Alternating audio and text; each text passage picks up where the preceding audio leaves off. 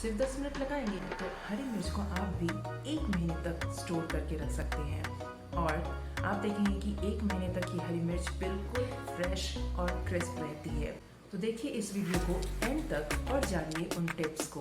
और हाँ, वीडियो अच्छी लगे तो अपने फ्रेंड्स के साथ, अपने रिश्तेदारों के साथ भी शेयर करना ना भूलें।